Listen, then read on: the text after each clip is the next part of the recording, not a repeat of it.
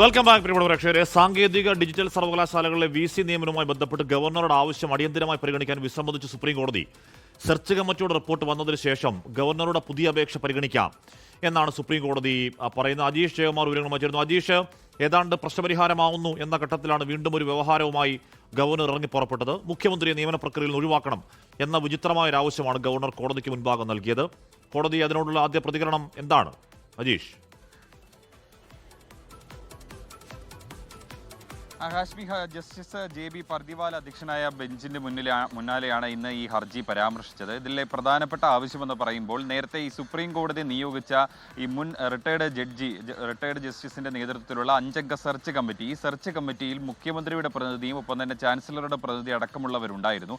ഇതിൽ മുഖ്യമന്ത്രിയെ ഈ നിയമന പ്രക്രിയയിൽ നിന്നും ഒഴിവാക്കണമെന്നാണ് ഈ ഗവർണറുടെ അപേക്ഷയിൽ പ്രധാനമായി ആവശ്യപ്പെടുന്നത്. കൂടാതെ തന്നെ ഈ വൈസ് ചാൻസലർ നിയമനം എല്ലാം ഈ UGC നിയമങ്ങളുടെ അടിസ്ഥാനത്തിൽ നടക്കുന്നത്. അതുകൊണ്ട് UGCയുടെ പ്രതിനിധിയെ കൂടി ഈ സെർച്ച് കമ്മിറ്റിയിൽ ഉൾപ്പെടുത്തണം എന്നതുകൂടി ഈ അപേക്ഷയിൽ ആവശ്യപ്പെടുന്നുണ്ട്. എന്നാൽ ഈ സെർച്ച് കമ്മിറ്റി ഇപ്പോൾ നിയോഗിച്ച സെർച്ച് കമ്മിറ്റിയുടെ റിപ്പോർട്ട് വന്നതിന് ശേഷം ഗവർണറുടെ ഈ അപേക്ഷ പരിഗണിക്കാം എന്നാണ് സുപ്രീം കോടതി പറഞ്ഞിട്ടുള്ളത്. അത് കിട്ടിയതിന് ശേഷം മാത്രമേ ഈ ഹർജി പരിഗണിക്കൂ എന്നാണ് സുപ്രീം കോടതി ഇപ്പോൾ വിശദീകരിച്ചിരിക്കുന്നത്. അതിനുശേഷം ഗവർണറുടെ അപേക്ഷ പരിഗണിക്കാം. നേരത്തെ ഈ പശ്ചിമ ബംഗാൾ ഗവർണറും അവിടുത്തെ ഈ വൈസ് ചാൻസലർ തെരഞ്ഞെടുപ്പുമായി ബന്ധപ്പെട്ട് സുപ്രീം കോടതിയിൽ ഹർജി വന്നിരുന്നു. അവിടുന്ന് ആനന്ദ് ബോസും അവിടുത്തെ സംസ്ഥാന സർക്കാരുമായിട്ടായിരുന്നു അന്നത്തെ കേസ്. അതിനുമായി ബന്ധപ്പെട്ടാണ് സംസ്ഥാന സർക്കാരിൽ കേരളത്തിലെ ഈ കേസ് വന്നപ്പോൾ, സാങ്കേതിക ഡിജിറ്റൽ സർവകലാശാല കേസ് വന്നപ്പോൾ സുപ്രീം കോടതി 5 അംഗ കമ്മിറ്റി, അതായത് സുപ്രീം കോടതിയുടെ തന്നെ റിട്ടയർഡായ ജഡ്ജി അധ്യക്ഷനായ കമ്മിറ്റിയുടെ നേതൃത്വത്തിൽ 5 അംഗ സെർച്ച് കമ്മിറ്റി രൂപീകരിച്ചത്. ഇതിൽ പക്ഷേ മുഖ്യമന്ത്രിയുടെ പ്രതിനിധി അടക്കം ഉള്ളവരുണ്ടായിരുന്നു. ഇതിനെതിരെ നേരത്തെ തന്നെ ഗവർണർ രംഗത്തെത്തിയിരുന്നു. ഇപ്പോൾ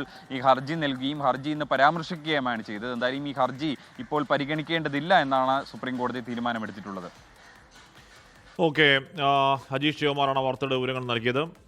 ഏതാണ്ട് തീർന്നു എന്ന് കരുതിയ ഒരു വ്യവഹാരക്കുരുക്കിലേക്കാണ്, അല്ലെങ്കിൽ കോടതി പോലും ഞാൻ കൈകൂപ്പി പറയുന്നു എന്നൊക്കെ ജഡ്ജി പറഞ്ഞ കേസാട്ടോ അത്.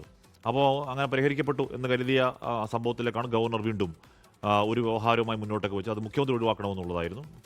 കോടതി എങ്ങനെ പരിഗണിക്കും, കോടതിയിൽ നിന്ന് വരാൻ പോകുന്ന പരാമർശങ്ങൾ എന്തൊക്കെയാണെന്നത് ആ കേസിനെ ബാധിക്കാൻ പോകുന്ന നിർണായകമായ കാര്യങ്ങളാണ്. നോക്കാം. ലോകത്തെവിടെയായാലും ഏത് സമയത്തും 24 വാർത്തകളും ഓഗ്മെന്റഡ് റിയാലിറ്റി പാക്കേജുകളും എക്സ്പ്ലെയിനറുകളും വിശദമായി കാണാൻ ഞങ്ങളുടെ YouTube ചാനൽ നിങ്ങൾക്ക് സബ്സ്ക്രൈബ് ചെയ്യാം.